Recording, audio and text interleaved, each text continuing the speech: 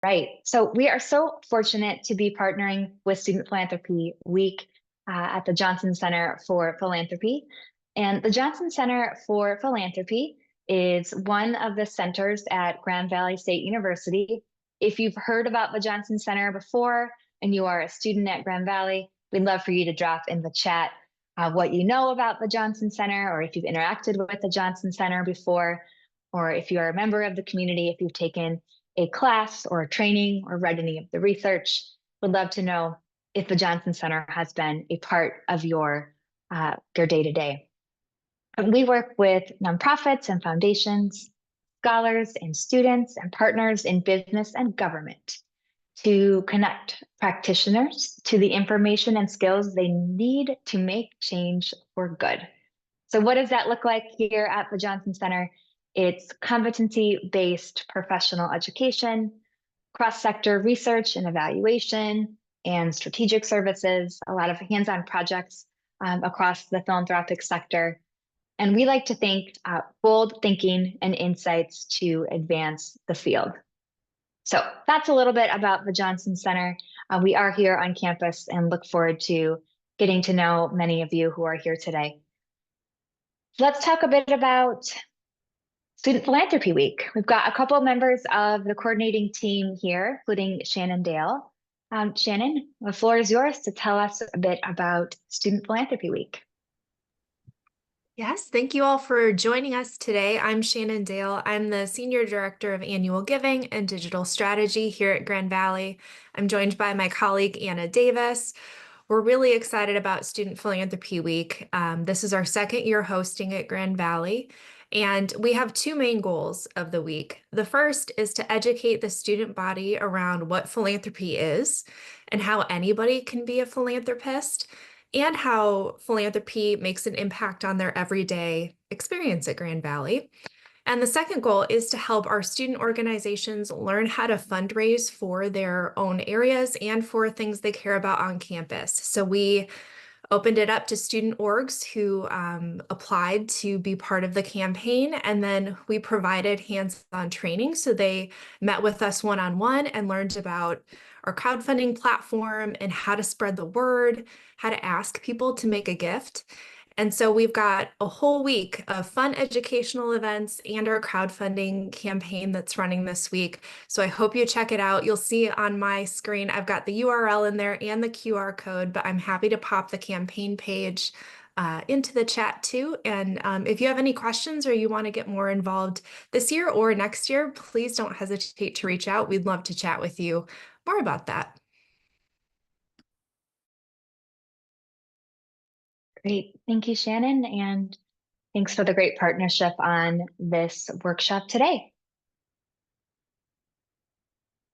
My name is Mandy Eizinger. I'm a program manager at the Johnson Center for Philanthropy. I also have the privilege of teaching in the Chechi College, the College of Education and Community Innovation, in particular an undergraduate course on volunteerism and the nonprofit sector. So very excited about the workshop ahead and continuing to plug in these resources with Grand Valley students.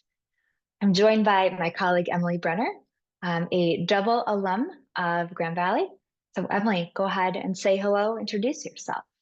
Thank you, Mandy. Hi, everyone. I am Emily Brenner. I am also a program manager here at the Johnson Center. The program that I primarily manage is called the Grant Making School, which provides professional development opportunities for folks that are working at foundations or other grant making organizations. And like Mandy said, I'm a double alum of GVSU. I have both my bachelor's and my master's from GVSU. So thank you, Mandy. You got it. All right. Well, here's what we're hoping to achieve today, rather. Identify functions of a nonprofit, unpack the power of philanthropy in community change, and identify resources to explore a career in the philanthropic sector, in whatever the philanthropic sector could mean to you. Let's fire up that chat box now and get to know each of you who's in the room. So if you could please share your preferred name.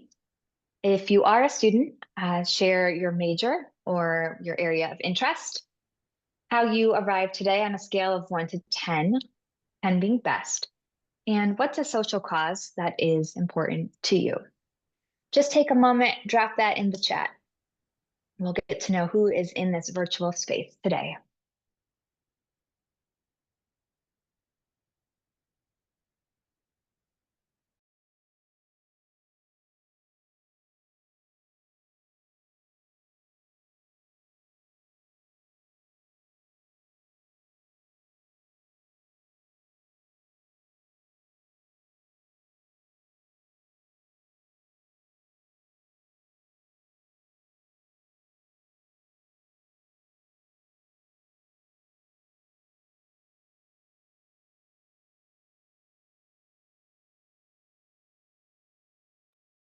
All right, welcome, Tori.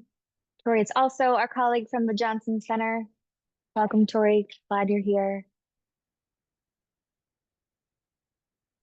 Excellent. You can follow Tori's example and just drop in the chat in that very same way.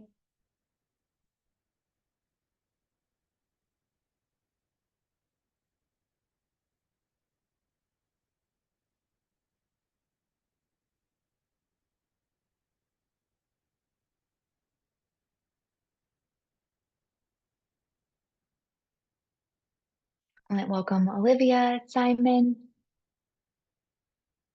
Got some mental health, interest, sustainability.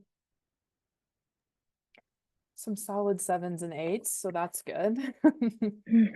Glad everyone is arriving pretty high for a Monday, so that's great. I'm glad to see that. Great. Well, we welcome you to continue dropping in the chat and then just take a spin through and see who's in this virtual room. We also encourage you to make note of what you can learn from one another as we move through the content today.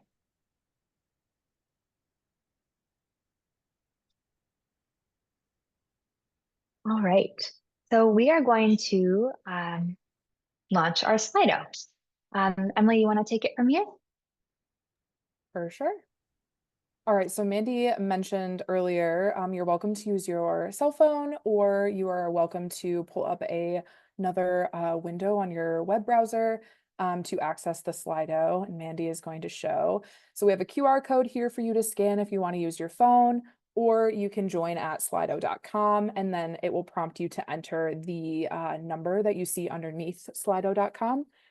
So that you can get to our exact little Slido room of sorts that we have. And I think it'll ask, for your name. Feel free to put your name or your initials as you enter.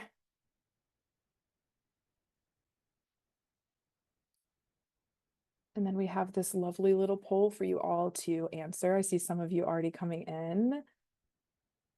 So at this time in your life, how likely are you to pursue a career in philanthropy? So we have philanthropy, that's my calling. If you're feeling really jazzed about it. I'm interested but need to learn more. I could see myself exploring it as a meaningful career path, or it's not really in my plans, but I admire those who work in it. So we're interested to see where you all fall today.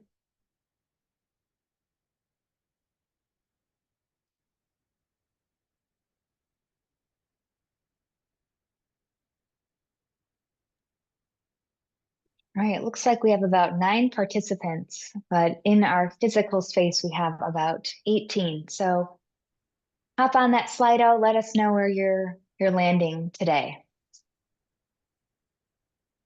All right, got some more. Looks like we're pretty much in the top 2 categories, Mandy. So excellent. All right. Oh, and that's okay if it's not in your plans. You're still welcome here. Yes, we appreciate you being here anyways. And let us know if you change your mind. All right, well done. So we've got 12 submissions here, and you're right, Emily. Just about half noting philanthropy. That's my calling. Great. Awesome.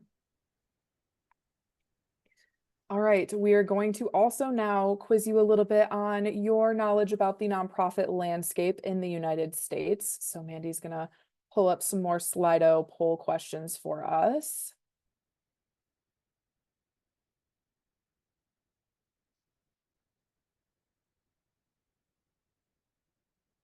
Oh, there we go, with people's names and things. Okay, awesome.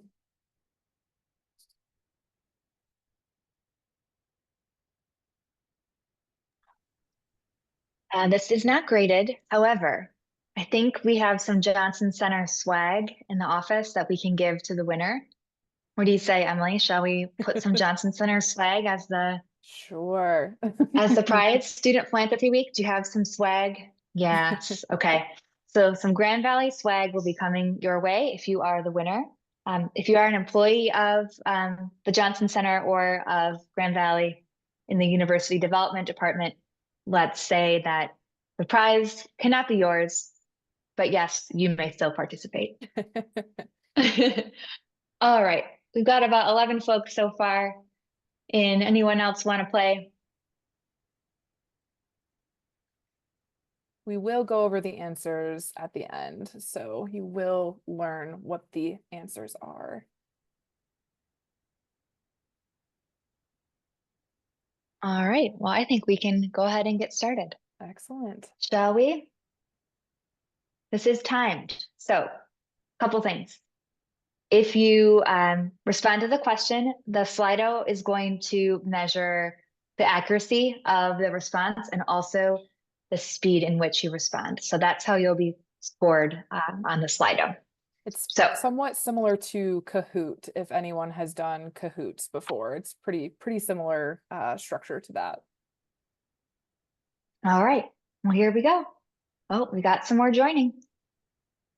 Here's our next question. All right. How many tax-exempt organizations are in the United States?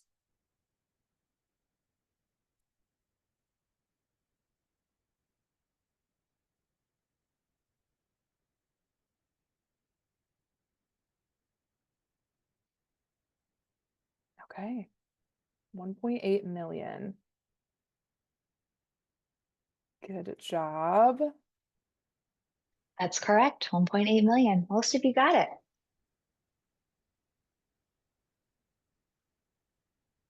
All right. True or false? The nonprofit sector employs 10% of the population.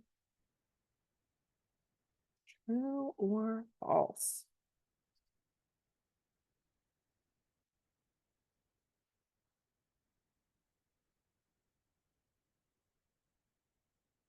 Most of you also got that one correct. That is true. Good job. All right, last question here. What percentage of the adult population volunteers in the United States?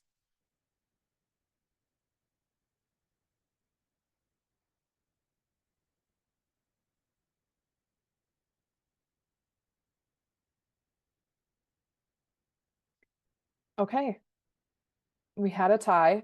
So 25% is the correct answer, but we had a tie between 25% and 55%. So let's talk a little bit more about these results here.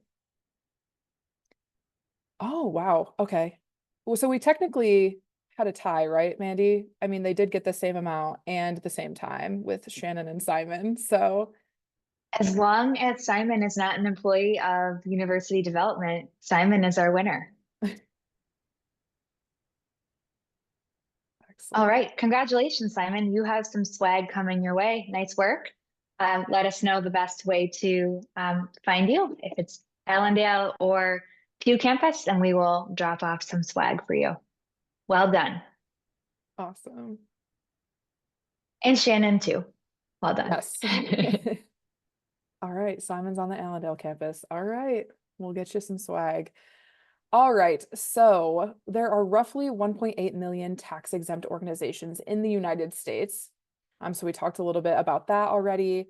It does employ 10% of the population and is the third largest workforce, with approximately 63 million volunteers, which is around 25% of the adult population.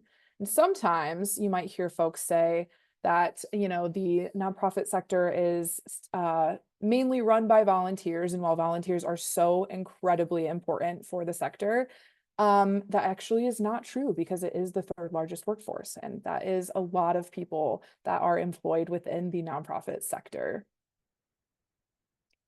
And then specifically also for Michigan, as we're going to get into here, there are nearly 40,000 charitable organizations here in Michigan, and they employ nearly 470,000 people, which is 1 in 10 Michigan workers. We found with this data that Michigan was around the median point amongst the other states, but Michigan also does have a pretty robust philanthropic sector. So we, working at the Johnson Center, are very happy to be in Michigan, where philanthropy is pretty prevalent. All right, I think I'm handing things over to Mandy now. You are. So you know a little bit about the sector now, some baseline information. Maybe you have your own experience working in philanthropy or with nonprofits. But the next question is, name a nonprofit. Any nonprofit. If someone says name a nonprofit, what comes to mind? Drop that in the Slido. Let's see what we can capture from our participants.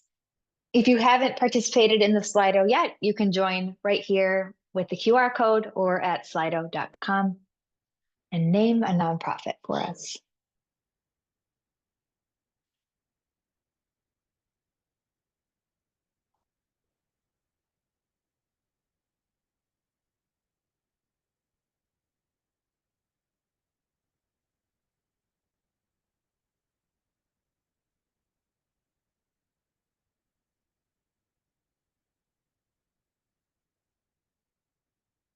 Okay, so one of the beautiful things about this exercise on a word cloud, if a word or submission is named more than once, it will grow in its size. So the greater frequency you see, the bigger the term. So what's your observation on the types of nonprofits that are here on the screen today? Anyone want to shout it out or drop an observation in the chat?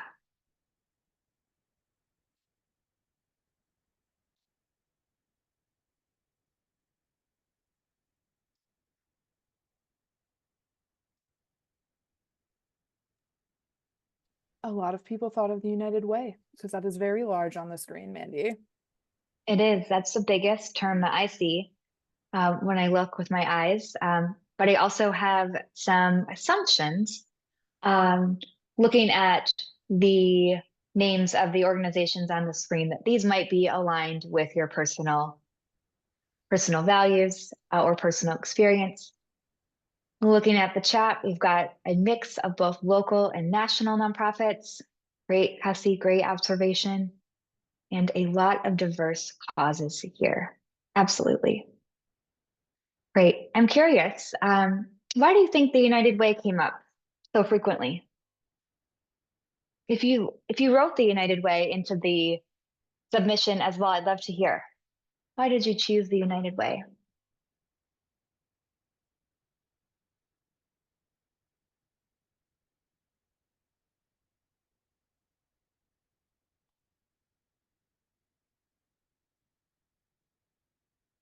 Excellent. Some great chat movement here. They have a massive budget for marketing and development. Great. So a well-known brand or entity, one of the largest, as Tori mentioned, and many employers in Grand Rapids have partnered with them in some way. So they're top of mind. Yes. United Way is typically visible in a community. And once you learn about one and you see them in action, you see how plugged in they are to many local community efforts, whether it's related to health or education, well-being in the community, and of course, in that relationship with employers as well. Great, well done. So seeing again some well-known entities, some that are local and perhaps embedded in the communities where you have lived in the past. But the moral of the story here is when we think about nonprofits, we often think about the biggest, the most influential, the ones that we immediately recognize, or the ones that are most meaningful to us as a person. So let's think about this. When you thought about a nonprofit, did you consider any charitable religious or educational organizations. Any civic leagues or social welfare organizations. So thinking about Rotary, Kiwanis, Key Club, Optimist Club, Boy Scouts, Girl Scouts, etc. Any labor, agriculture, or horticulture organizations like 4-H. Any 4-H participants here? I know at least one on the screen. I see two now. Great. What about business or professional leagues? Anyone in a business fraternity or a Future Accountants of America, etc.? So you'll see there's nonprofits that focus on all of these different categories. Social and recreational clubs, if you're a part of kickball club or a club soccer team at Grand Valley, those can also be categorized as nonprofits. Fraternities, as we mentioned, and then veterans organizations. So there are more than 25 categories of tax-exempt organizations. Also, hospitals, libraries, museums, you name it. The nonprofit umbrella is quite vast. But let's learn a little bit more about what a nonprofit is. We often think of nonprofits as those direct service, human service providers that really fill in the gaps in a community. There's a couple other things that we can look at as a characteristic of a nonprofit. So again, more than 25 categories of tax-exempt organizations. We will leave that to a nonprofit course for you to dive into each one of those and what they might mean, but it could be related to a charitable organization, an advocacy organization, a hospital, a university, a private foundation. You're going to see a number of categories that emerge. Also, an organization that is chartered by law. So an organization, nonprofit organization, is required to be registered in the state and chartered by law and have articles of incorporation and bylaws and a governing board and a number of policies and procedures that align with the local policies and the state policies chartered by law. And when we say nonprofit, often our mind can go, nonprofit, so they don't have money. Well, they do. And I think one individual mentioned the massive budget that might exist with United Way or for other large organizations. Nonprofit means there's no distributed profits. So if at the end of the year there is more money in the bank than we have spent, that means that it needs to go back into the organization, not into my bonus or to Emily's bonus or to the board or to any individual that is involved in the organization. Those funds would go back to support the organization. Also, the nonprofits have to provide a public benefit. That public benefit may not always be the public benefit that aligns with your values, but there is some public benefit to a nonprofit. Another way to think about this as well, when we think about nonprofits, philanthropy, and charity, those words are often intermingled, is that under the umbrella of a 501c3, there's public charities and there's private foundations. Emily Brenner, this is absolutely your wheelhouse. Tell us more about how you explain the difference in public charities and private foundations. Well, firstly, they have a little bit different regulations that they both follow. So even though they're both 501c3s, they're just a little bit different. And one of the things that we often talk about in our courses that we do are that private foundations do not actively take in money. They're off an endowment. So, some person or entity of sorts, did something that got a lot of money. They put that money into an endowment, and then that private foundation kind of lives off from that endowment. Whereas public charities obviously have to take in money to help sustain their activities, and things like community foundations actually fall under the public charity category of a 501c3, because they are also taking in money to sustain their activities. And I know Mandy has another slide where we're going to show you a bunch of different types of organizations. So we'll see some of these ones in here, right? The Community Foundation for Southeast Michigan is a big one in Detroit. We also have a Grand Rapids Community Foundation. So those kinds of organizations fall underneath the public charity category of a 501c3, whereas something like the Michael J. Fox Foundation would fall under the private foundation category with a 501c3. Mandy, tell us a little bit more about some of these other organizations here too. Yes, so we often think about a nonprofit again as a human service provider and something that is doing public good. But wanted to share that all of the organizations that are on the screen are nonprofits. So just take a peek. Any of these surprise you? Drop it in the chat. Which one surprises you the most?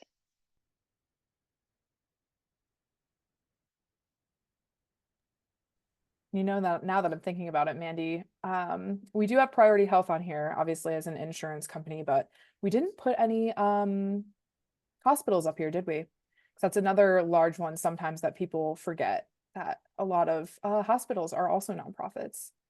Exactly. Yep. Like Priority Health, National Geographic is a surprise, TED. Yep. College Board. So College Board, many of you may know this. It's been a while since I've taken the ACT or the SAT, but the entity that runs those exams. Even saying them out loud gives me anxiety. So yes, the College Board is a nonprofit. Priority Health, the insurance provider. My spouse actually works there, and so when we tell people we both work for nonprofits, it's actually true. Priority Health and Grand Valley being the nonprofits that we work with. But you can see, as Emily mentioned, ranging from a community foundation to a well-known private foundation to something like healthcare, to College Board exams, to media and higher education. So let's talk about Grand Valley. Grand Valley came in from Grace as one of the surprises as a nonprofit. Why does that feel unusual that Grand Valley is a nonprofit? I'm just curious. Why does that feel like it just doesn't fit? Or maybe it does.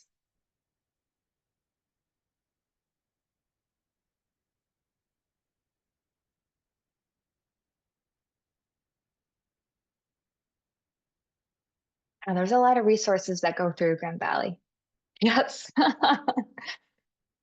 And Grace gets, because you are investing in Grand Valley as a student. Exactly. I think that's part of it too. But then you think about all of the great benefits that come through Grand Valley, through being a Laker, the support that's provided to students, and the role of philanthropy in sustaining the great work that Grand Valley does. Development team, curious to hear from you that Grand Valley is a nonprofit. How do you typically explain the case for support with Grand Valley as a nonprofit in your fundraising or in the way that you approach this type of question? Yeah. No, we get that answer a lot, right? That students are paying tuition and that should cover everything, but it doesn't. That tuition money, helps with many things at Grand Valley, but there's still a significant gap in the needs that our students have. And in making Grand Valley just the extra special place it is, right? All the neat programming that we do, all of the beautiful buildings that we have, all of the scholarships that we provide that enable students to not pay quite as much in tuition or to receive a full ride. So all of those things require additional support. And I know a lot of students don't realize that it actually comes from real people, alumni, community members, parents, faculty, and staff members all give back to the university to help provide those extra areas of support for students. And I think that's really cool to think about that huge group of people that are cheering our students on in that way and supporting them in that way. Thank you, Shannon. And I'd also be curious, students, as you walk through campus, look at some of the names on the buildings and seek to understand if they are named in honor of someone or if they're named because of a philanthropic gift to the university. Start to look at where philanthropy is embedded in the structures at Grand Valley and in West Michigan, because there are a lot of names on buildings in West Michigan as a whole. All right.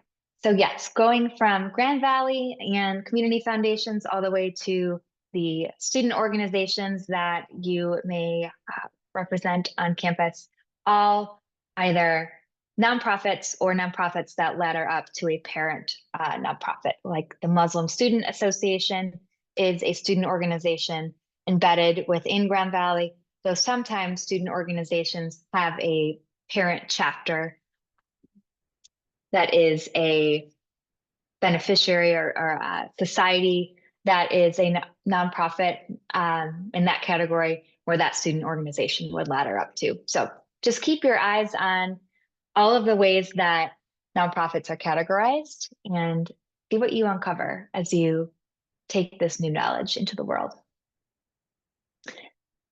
Emily and I are going to move into another category now on philanthropy. So Emily, this is a space for you to explain the difference between philanthropy and all the other things that we may experience in the world. So over to you. Sure. Well, just in general, we have things that are private action, right? Done privately. We have things that are public action. We have things that are private good and public good. And then we kind of have these different things that fall under these categories, right? So we have private action for private good, and that is business.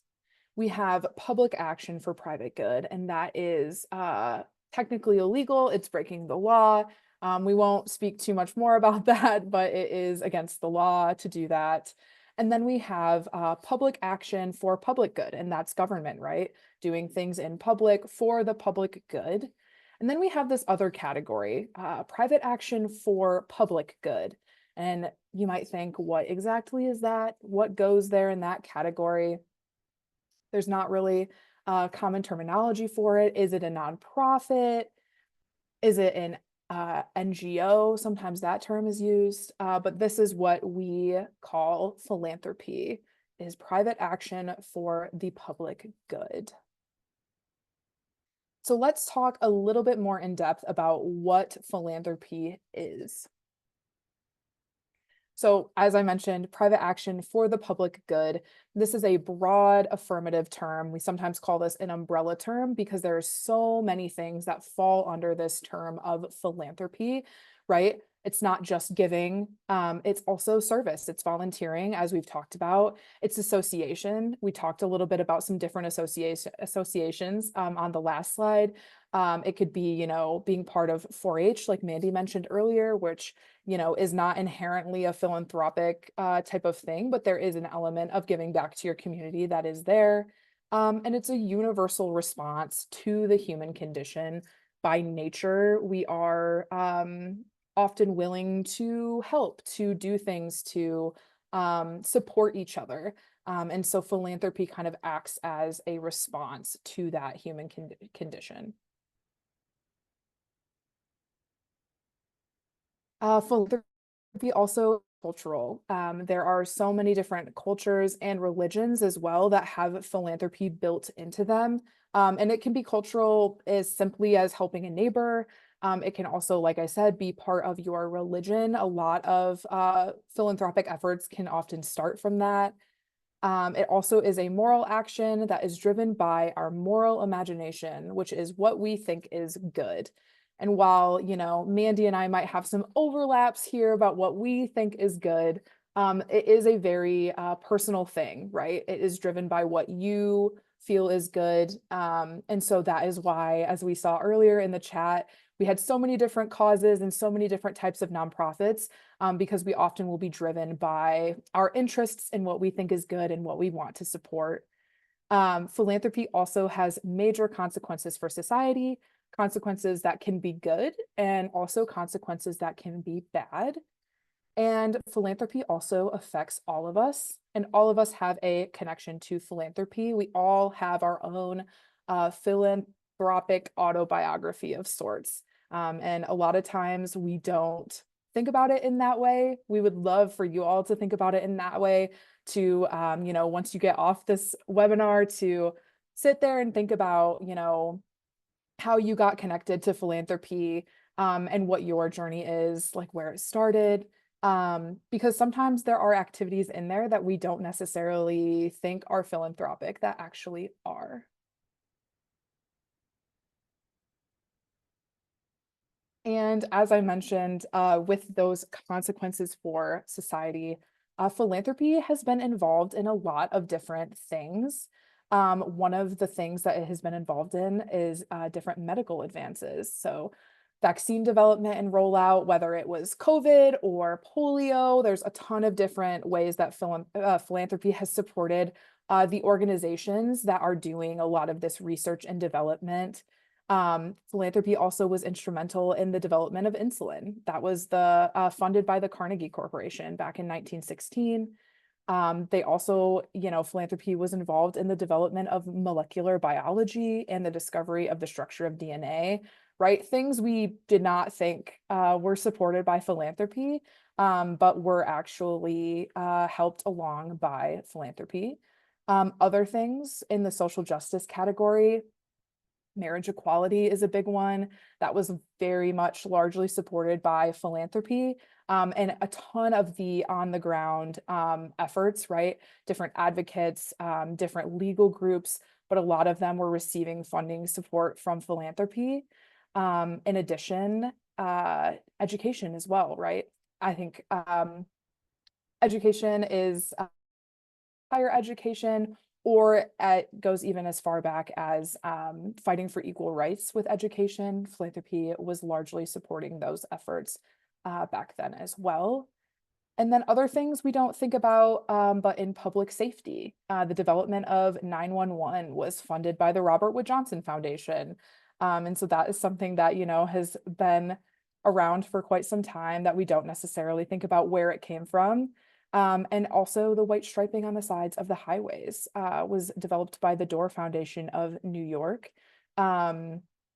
And as we're driving, I don't know that anyone really thinks about where that came from and how it got there, but a lot of these really big instrumental things were actually supported largely by philanthropy. And I think Mandy is going to take us through a Is It Philanthropy quiz on Slido. Yes, we're headed there next. But just curious, as Emily went through those examples of things that are embedded in our world now, the white stripes on the street, 911 as a emergency resource, insulin, even the advancing on certain policies, that philanthropy was involved in each of those things. Curious, your thoughts that philanthropy helped to move those initiatives forward to the point where we don't even think about it. So tell me what your reaction is. Tell us what your reaction is to those examples. Any surprises?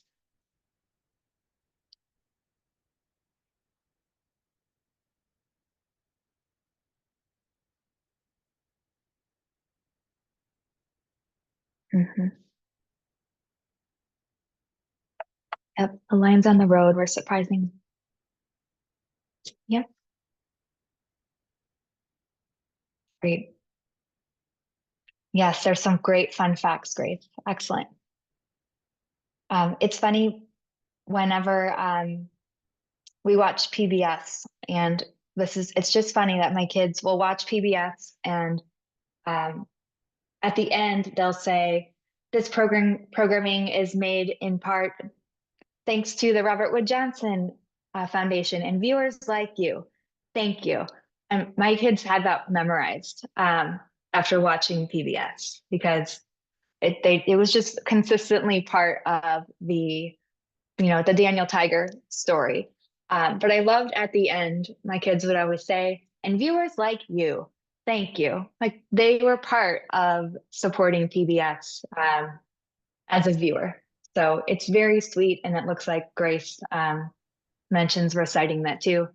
You can see where philanthropy is really plugged in some really meaningful ways that are visible and also that are just embedded in the way that we enter the world. So we're going to ask you next, is it philanthropy? Going to be another Slido prompt. And what you'll be asked to do is to select on the list any items that you think are philanthropy. It may take you a couple seconds to read through, but just go with your gut. If you think what is written is philanthropy, hit yes, check that box, and we will see how we all respond. So here's that Slido. Tap on in when you're ready and select all that apply. Is it philanthropy?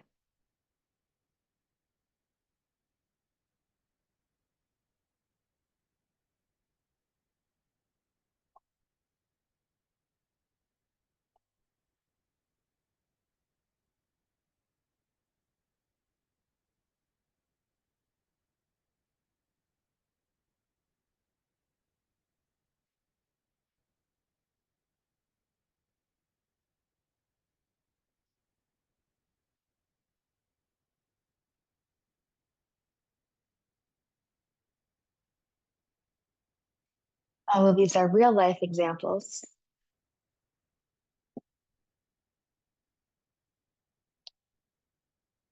Out of about 8 or 9 folks that have jumped in, feel free to play.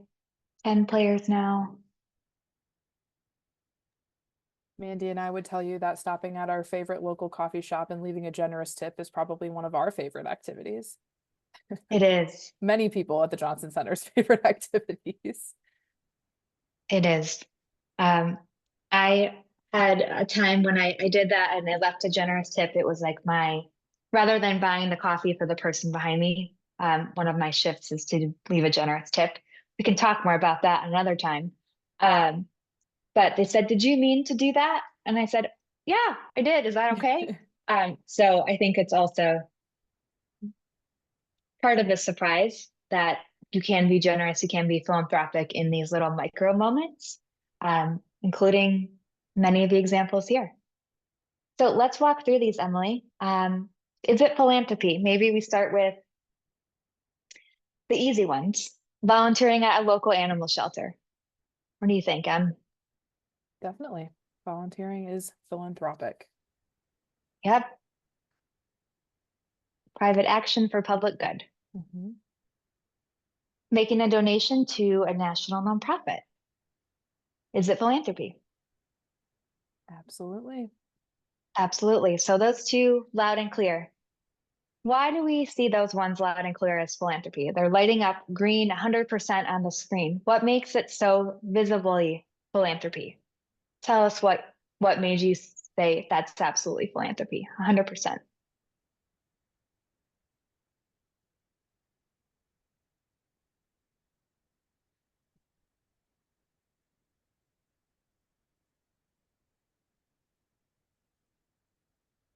Drop it in the chat, or you're welcome to be part of the conversation. How did you know that was philanthropy? Talks about nonprofits and volunteering. Yep. The clear traditional way that we think about giving back or generosity.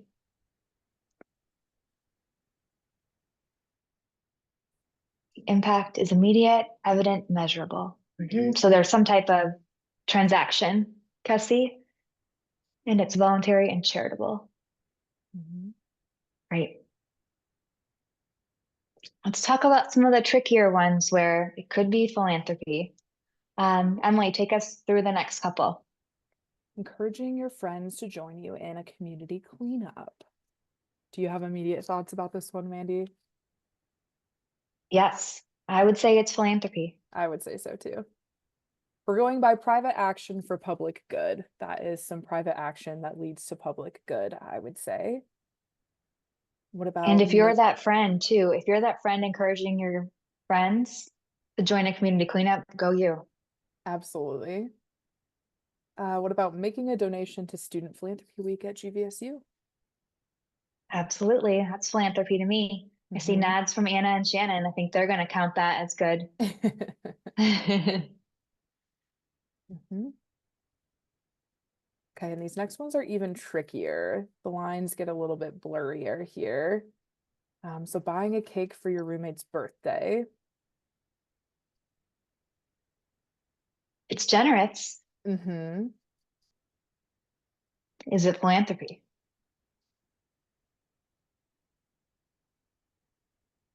That's the question. Private action for public good.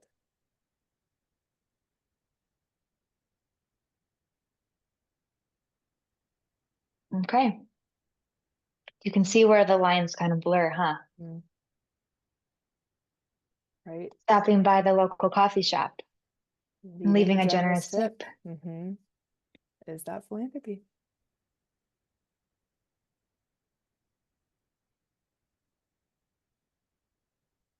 What about paying your rent ahead of time with a smile because you love where you live? I would lean towards no on that one personally, but I'm a renter, so maybe that's why. Yeah, I would agree that that can be not really feeling philanthropic, Mm-hmm. but it does feel like a responsibility. Yes. And I think that's also kind of baked in to how you show up as a person Mm-hmm. is with responsibility and Mm-hmm. readiness to commit to the things that you're responsible for. So this links back to that piece about our own moral imagination and driven by that, right? Because you might encounter folks who say all of these things are philanthropy, because in their moral imagination, all of these things do fall under philanthropy to them. You might find people who only consider, the top 2 or 3 or 4 things philanthropy. And so that is always kind of an interesting piece about philanthropy, is that we're driven by what we think is good. And that is very much subjective to each individual person. That's why we do It polls is. like this. And I will tell you, my 6-year-old wanted to go to Olive Garden. I did not have a great experience, but he loved it. So I consider that an act of generosity on my part. He had a great time and he loved the breadsticks. That's about it. All right. So another way we can think about civic engagement, whether you're naming it as philanthropy or volunteerism or generosity, is a tool that I really love from Points of Light. It's called the Civic Circle. We look at this circle quite a bit in the class that I teach on volunteerism and the nonprofit sector, because yes, our thinking is often limited, that philanthropy is for the wealthy, or that philanthropy is something that needs to make this big, wide change. When philanthropy could be putting some change in the Salvation Army bucket when you walk into the grocery store around the holidays, or leaving that generous tip, or volunteering to take your roommate to urgent care. So there are ways that we can see generosity really infused in a number of scenarios. But the Points of Light Circle is a great way to look at all of the ways that civic engagement can be part of your day or your life. So starting at the top, through volunteering. Volunteering, as we've noted, a very clear way to engage in civic life. What about your purchasing power? Curious if any of you make decisions with your dollar. Do you choose to go to certain coffee shops or to shop secondhand, or to put your money in local business or in causes that are aligned with your values. So your purchasing power is a way that you can show up. What about in your vote? Are you registered to vote? Do you participate in voting action? What about in your work? Where do you work? Where do you spend your time? Is it aligned in your values in some philanthropic entity? Is there a mission that you hold dear in your work? And your voice, where do you advocate? Where do you show up? Where are you that guy who's saying, no, I think we need to change our thinking or change our language, or I'm curious about that. So where are you using your voice? Where are you donating? If you are donating, if you're choosing to donate, if you're choosing to round up at the register, or if you're donating to Student Philanthropy Week or in your place of worship, are you listening and learning? It's a common one, an important one on campus. Listening and learning. That is a way that you can show civic engagement and philanthropy. And service. Are you consistently volunteering? Are you picking up trash on the sidewalk?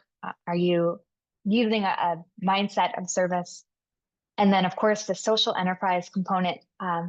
My friend Trish is on the call, who does a lot of work with social enterprise as a means to raise awareness and skill and funds for skills that new American women have when they come to the United States. So there's a creative product that is sold and distributed for Treetops Collective.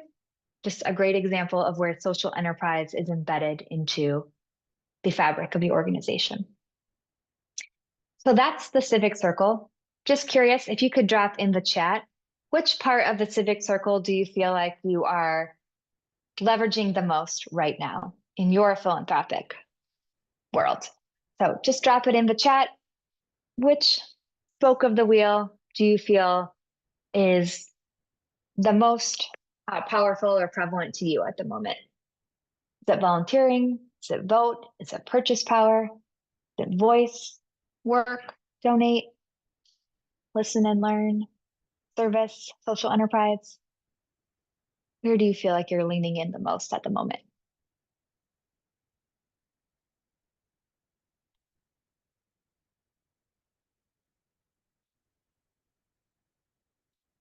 Great. A good variety of work, voice, vote, listen and learn.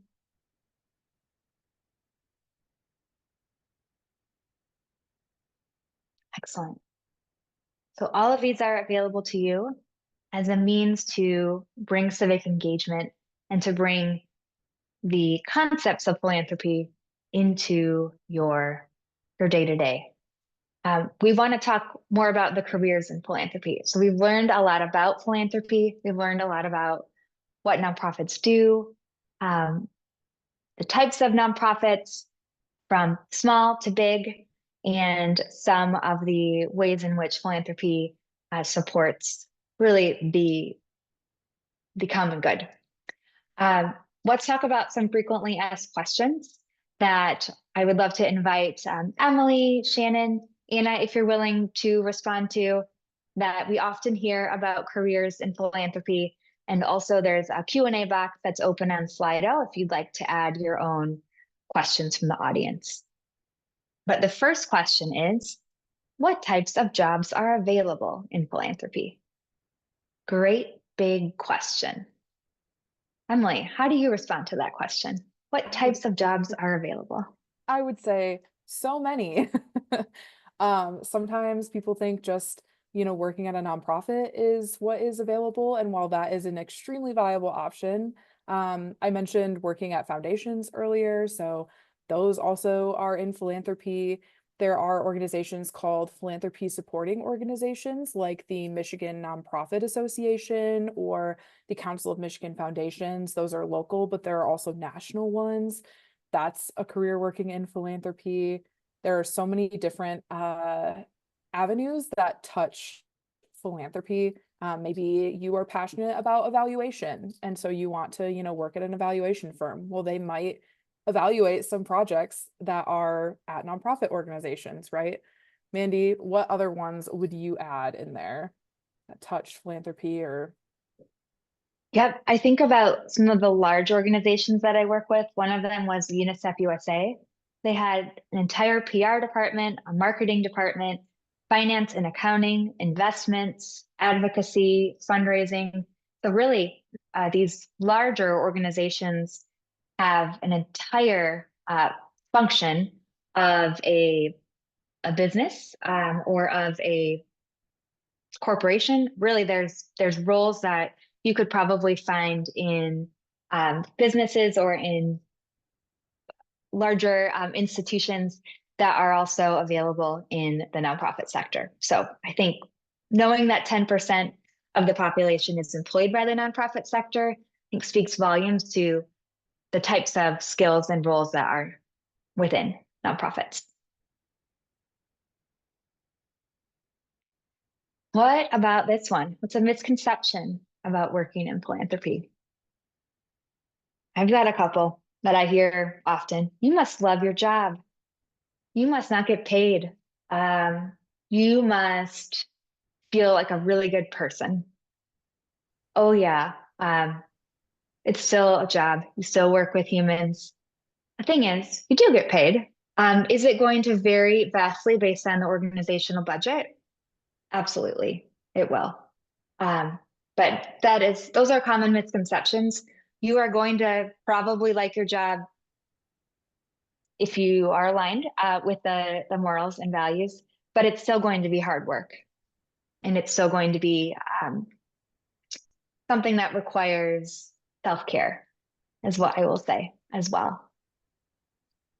What would you add to that, Shannon, Anna, Emily? Misconceptions?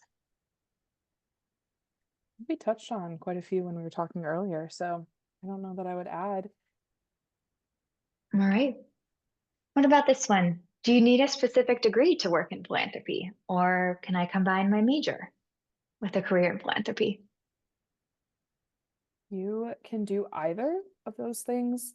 My undergrad degree is global studies and social impact. My master's is in public administration. When I was getting my bachelor's degree, I did not even necessarily know that a career in philanthropy was even an option. So you can do either. I have friends who majored in nonprofit and public administration, and other folks. Tori, our other colleague, her background is in American studies. So you can do many things with a degree in nonprofit studies or not. You can definitely combine your major. What about the skills to work in philanthropy? Any come to mind that you see competency-wise, Emily, that you'd want to uplift?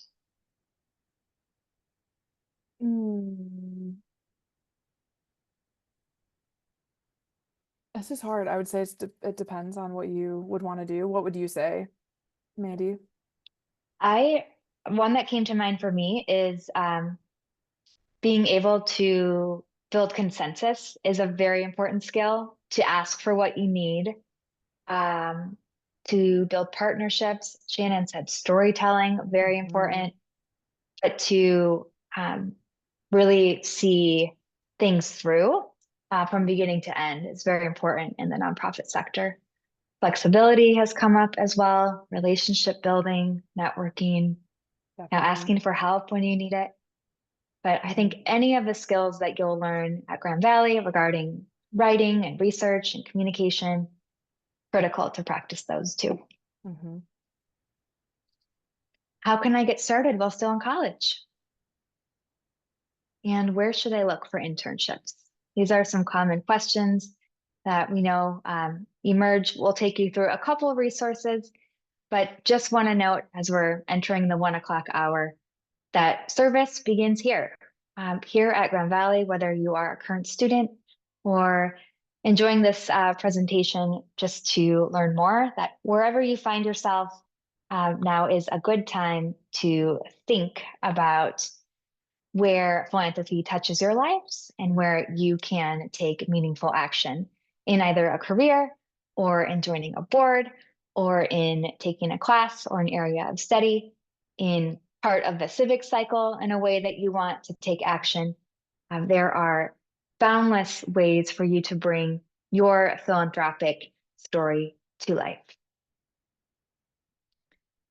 Any questions from the audience as we wrap up here? I'm not seeing in the audience Q&A, but you're welcome to drop them in or drop them in the chat as we wrap up our session. Any questions from the audience?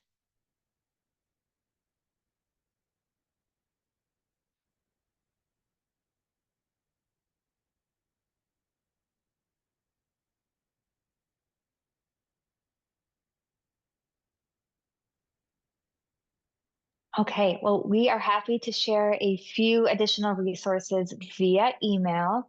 So resources from Grand Valley, from Student Philanthropy Week, including the upcoming schedule, and a few other resources from the Johnson Center, including recommendations like the Young Nonprofit Professionals Network, which has a very active Grand Rapids chapter. We'd encourage you to explore organizations like that to build your community.